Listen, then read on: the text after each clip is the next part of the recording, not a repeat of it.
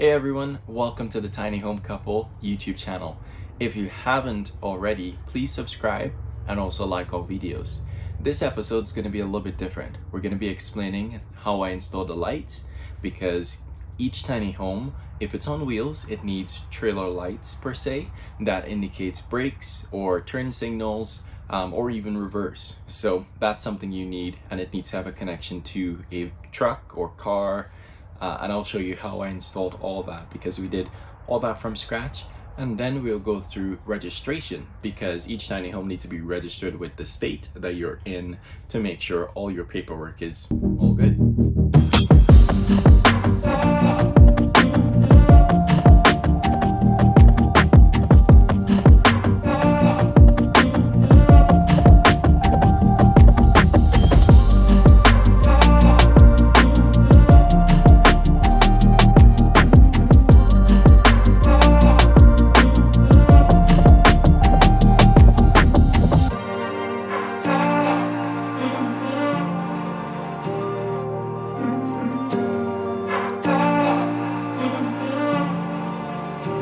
Okay, so I'm going to be doing a little bit of storytelling to help you understand all the different things I did with installing the lights for the tiny home. So the backlights for the tiny home, it's for the purpose of making it street legal. So any tiny home, if it's on wheels, it needs lights because that's what classifies it as being street legal. At least one thing. Registration is another thing, and we'll kind of go through that a little bit later.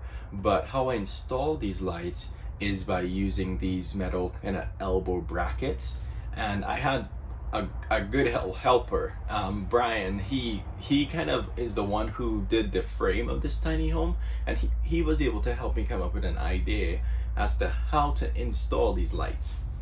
So the first thing we did with the lights is we kind of had to know what type of lights to get. So I started looking online as to what trailer lights look like, which one I like, which one fits within my budget, that kind of thing. And I was able to pick out a pair of lights that I thought would be really useful, and it kind of met what we were looking for the tiny home.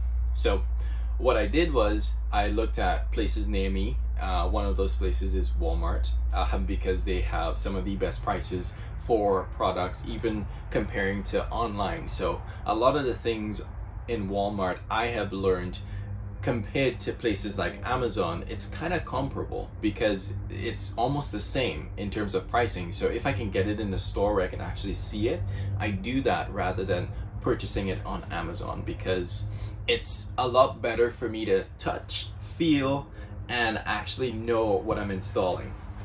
So what I did was I went to Walmart and I purchased those, and I was able to then come up with a method with Brian, who is a really good helper. He was the person who kind of built the frame of this whole tiny home, and we were able to come up with an idea as to how we're gonna install these lights because the bumper of the tiny home is so thick that I couldn't drill holes to keep the light on the bumper itself. So we had to go just a little bit above the bumper, which is not a bad thing. We use these metal braces to hold it there, and I'll show you what that looks like. So we cut the metal braces the length that we needed, and then we drilled some holes into the metal braces. So the metal braces are drilled and screwed to the bumper and then screwed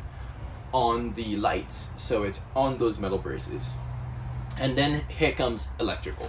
So electrical was pretty tricky for me because I'm not an electrician, I'm not licensed in any way. Who was helping me? Brian. He is a master when it comes to electrical stuff. So what we did was we just ran regular wire. You just need to know, red from black, but we use just regular wire, and we use zip ties to hold the wire up on the bumper or even up on the metal braces going to the front of the tiny home. Well, technically it's the back from this end, but to the front on that side where you basically hitch the tiny home to a vehicle.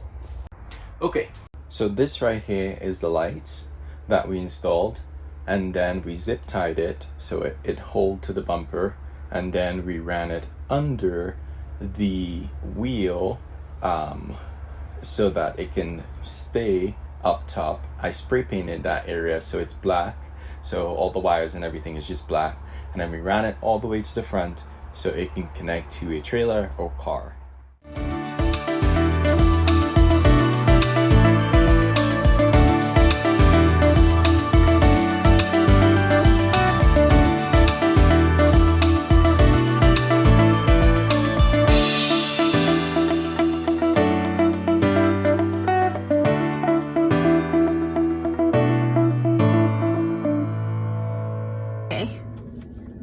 Hey guys, Malcolm just picked me up from work and we're at the DMV just so we can get the registration finalized with the tiny home. And what this registration basically is, it's registering the trailer first. So we were able to get a VIN number assigned to our trailer because our tiny home was built on top of a trailer, and now we're just gonna get it all registered with the state. So we have two things. We have a bill of sale, which is a little bit dirty, so I don't want to show you that. It got dirty in the car and wet shoes. And then this one on top got wet because I set it in the wrong place. So like 2 seconds after we got it, Malcolm set it on a wet counter. Yeah, that's me for you. Super important paperwork though.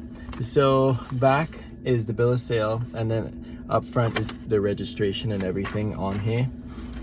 And the information on there is just so that you can have the tiny home registered as a tiny home.